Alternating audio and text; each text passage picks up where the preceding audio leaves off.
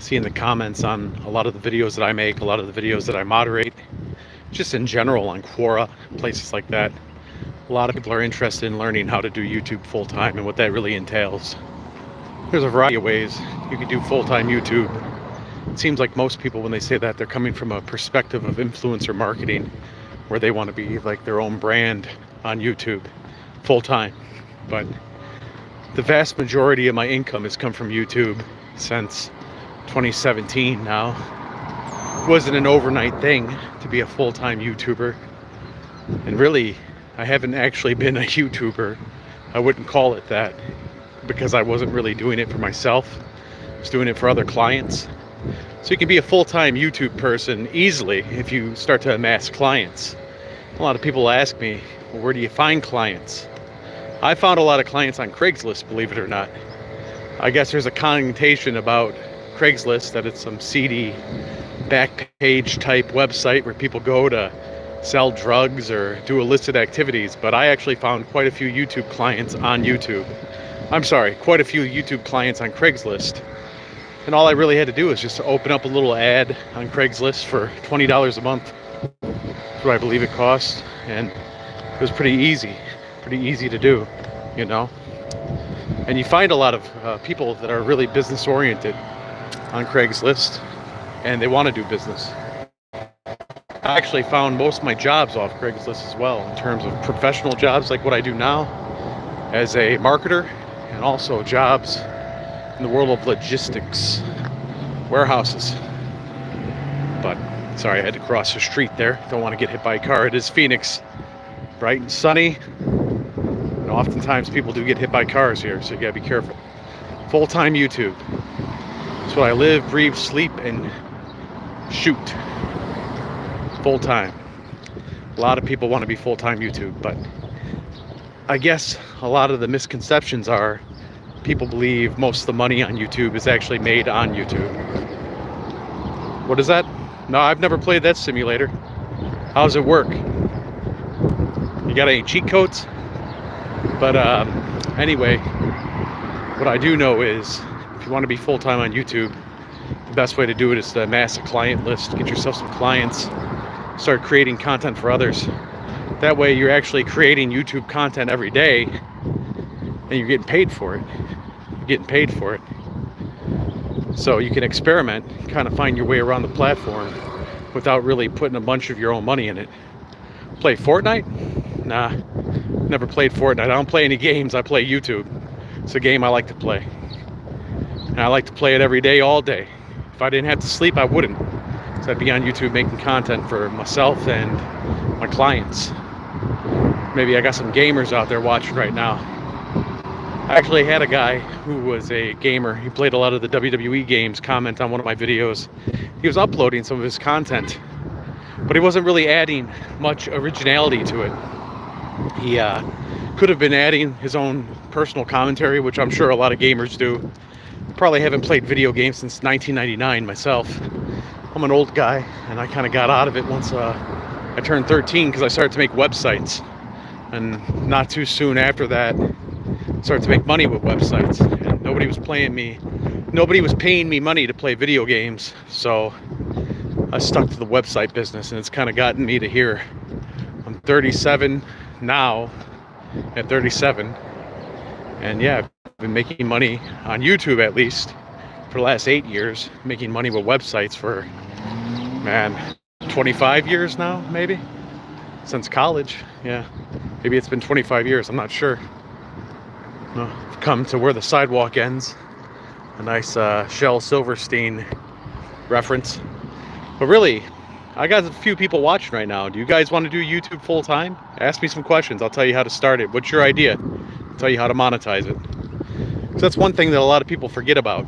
They'll want to start a YouTube channel and they just assume ad revenue is going to be something that propels them into a full-time career. When I would say ad revenue on YouTube, it's kind of like a bonus check. You don't want to count on it. You don't want to consider that your main source of income, because a lot of times it'll be hit or miss. It's going to be feast or famine. And if you're just starting out on YouTube, another recommendation I would have is don't dump too much money into your production, meaning you don't have to buy the best camera, you you do want to have good audio. Like the audio I'm using right now are just these earbuds. It's not the best, not the best. You want to get yourself a nice Rode mic. Those run about 200 bucks, but it's worth the investment. If you can find something cheaper, like maybe a Yeti mic, go for that. But people won't compromise audio. People will not listen to you if your audio is crap. So you gotta be careful with the audio. But there are some misconceptions about full-time YouTube. And really, I didn't get serious about this YouTube channel until September 2023. Yeah, I think that's when I did the Ohio Valley Wrestling video. Popped off real quick too, and that was a good motivator. But doing these lives and connecting with people like the 5 I have watching right now actually motivates me as well. I like to answer questions. I'm kind of passionate about helping people realize their goals on YouTube. Got several clients now, so that's kind of how I'm able to keep it full-time. We've got here, you're Korean, a first-generation immigrant to Canada, living in Ontario now. Stumbled upon your channel and eventually joined you. Yeah, I believe I seen you in the Facebook group. Have you started a YouTube channel yet? Shush. I guess your name is Shush. Have you started your YouTube channel? What's your YouTube channel about? What's the topic? What's the category? How do you want to monetize it? What's your category, Shush? Just curious. So while I'm waiting for that, the category is a big deal because a lot of people will feel like maybe a certain category is oversaturated. It might even be video gaming, right? Gamers might feel like it's a little bit oversaturated, but I don't necessarily think that's true. Craft dinner, huh? Mac and cheese. You should do a video about that. Do some mac and cheese hacks. Top 5 mac and cheese hacks. Put a little hot sauce in there. That's what I like to do. Oh, mayonnaise is good at mac and cheese actually too. If you're getting the Kraft kind. When I wasn't as successful on YouTube, I often would get the store brand Kraft macaroni and cheese, the generic version. Throw a little bit of mayonnaise in there. It thickens it up. Almost tastes like a restaurant then. But this isn't a recipe channel. This is a YouTube marketing channel. So when you're starting your YouTube channel, if it's your personal channel, first thing you want to do is make sure you can find a category that you can speak authoritatively on, that you're an expert about, that you're also passionate about. I don't want to go uphill today. Somebody commented last time that I was out of breath. And it made me self-conscious about climbing this mountain here. So we're gonna keep going this way. Shush. So my channel is on a different account. Started 2 months ago. I'm doing pretty well. 11 vids, 790 subs, 4,000 watching hours. Fact-based information and insights about immigration to Canada for Korean immigrants. It's a great channel for you to do. It's an awesome channel. It's a great idea to go to different places in your area where maybe Koreans can feel like they're at home, cultural places, cultural touch points, maybe some supermarkets and that. It's always a good thing to talk about. Can you maybe talk about the process on there? What type of titles are you doing on there, I wonder? Sounds like a pretty interesting topic. I know the immigration process in Canada is usually a lot more simple than the United States, but that's an interesting channel, I would say, and it's something that you can speak on expertly. If I were you, I would actually, maybe, I mean, you're there already, you got 790 subscribers. What if you did like a live stream where you maybe promoted it to your subscribers for a short period of time, where you do a AMA, as they say on Reddit, ask me anything. You set that up for your subscribers as a dedicated live stream, and you don't have to go live for very long. I mean, I do these for like 15 minutes. I just do it on my break when I come out here and walk, because I like to walk outside. I would suggest doing something like that. Come up with a topic that maybe is something about immigration to Canada as a Korean that you didn't know about until that day or until recently, and you could talk about it. You know? That's what I would do. So that's one idea, but it's a unique topic to talk about. I think seems pretty unique, and and especially something that you're an expert about. So I would consider touching on that. This is a great niche for me. Excuse me. This is a great niche for me because my Korean immigrants don't seem to grasp valuable insights from all available information. 99% of the people who share such information are so-called experts or immigration agencies. Yeah, you know what? That's interesting. So basically, what those immigration agencies are doing is they're cutting a commercial. They're giving the information, but I'm sure they're like 4-minute videos, and they probably end with, and be sure to call us up so we can help you with all your documents, It's a dead strategy, man. That's basically a commercial. And not only do people not want to watch commercials, YouTube doesn't want to serve commercials to anybody unless you're paying for it. So when you got that overly commercial content, you're going to end up risking a flag more than anything. You end up getting a spam flag for that if you're doing too hard on trying to do the hard sell. So yeah, it sounds like you got a nice niche because you're not actually out there really trying to sell anything, at least not right now. Say, I'm not affiliated to any agencies at all. I share information without any intentions to lure people to gain profit. And many people who struggle in immigrating right now love my content. Hey, you know what? You're doing a good thing for people then. And that's the first step to being a good content creator. You're creating good things for people. You're giving people resources that they might not otherwise have. And maybe there are resources that the agencies are putting out there that come with a little bit of strings attached. I mean, you have to pay them for something. So you're sharing free information. So of course they're going to love your content. But I'll say this, it wouldn't be unethical if you put together maybe a master list of everything you've ever talked about in a PDF, and you just put it out there for a small fee, $5, something like that, a $5 download fee, something like that. Maybe you just want it to be a hobby though, and there's nothing wrong with that either. It's just one thing that a lot of people criticize about myself is that I look to monetize things. But that's literally my career, is I look for strategies to monetize people's YouTube channels. So I would say that might be one thing that you could do, is offer like a cheat sheet PDF put together for people intending to immigrate to Canada. And you just basically take all the things you've already spoken about, compile it into a nicely presented PDF, $5, But that's up to you, If you want it to be a hobby, there's nothing wrong with that. People need hobbies, right? And if you enjoy doing it and the people that you're making the content for enjoy it, there's nothing wrong with that at all. Making little ebooks, yeah, that's what I'm talking about, man. Because you could speak with authority on the topic, and you're also not necessarily trying to fleece people, you're not an agency. You're not tied to an agency, so you're not saying agency 1 is better than agency 2 or anything like that.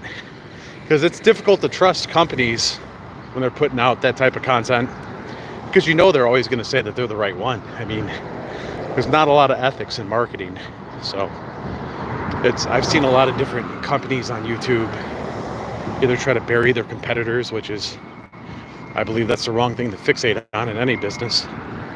And then there's been other times where, I don't know, it's just they'll pose a question like, how do I immigrate to Canada as a Korean? Oh, use ABC immigration service and it's the best way. Excuse me. People tune that out. That's not a good strategy at all anymore. Maybe if we're talking about 1997, but it's 2024, man. You know this, I know this. I would imagine those agencies probably aren't doing as good as you. You have a bigger aspirations than ebooks, though. I want to make a name for myself in the field and find a way to gain much bigger profit from it. That's what everybody is doing right now. And surprisingly, many people fall for it. Yeah, I mean, it happens. But the more you put your authentic voice out there, people are going to resonate with your content. They're going to see that other content for what it is. Basically a marketing scam. And it's not, I guess it's not a scam, but it's a commercial, It's just, there's certain times when commercials are sufficient. There's other times when you don't want it to be too commercial. You don't want it to be too commercial. But if you have good intentions behind it and you really want to help people with your personal experience, that's a hell of a business to start. Because you're the expert. It's your experience, and you don't want disclaimers and all that you can't guarantee certain things, that it'll work out the way it worked out for you, for them. But that's how you put together a business. It's something you're passionate about. Absolutely. So I think you got a good little strategy already.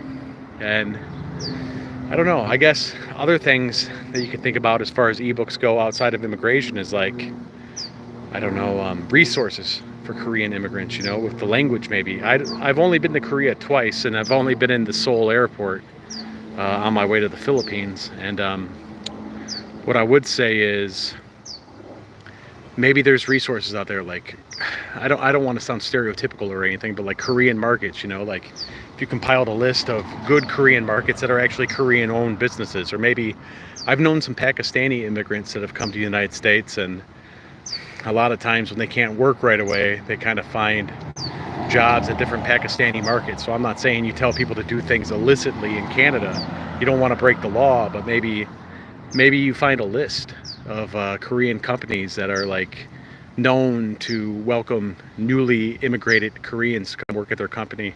Or even just, you could actually monetize that as well by putting paid space in some of your ebooks from some of these companies local to different areas in Canada. You know, you could do a whole book on Ontario, you could do a whole book on Toronto, you know, and you could lease out ad space to these guys who are either companies that are known to support Korean immigrants or actually Korean-based companies, Korean-owned companies rather, that would love to catch the interest and attention of people who intend to immigrate to Canada.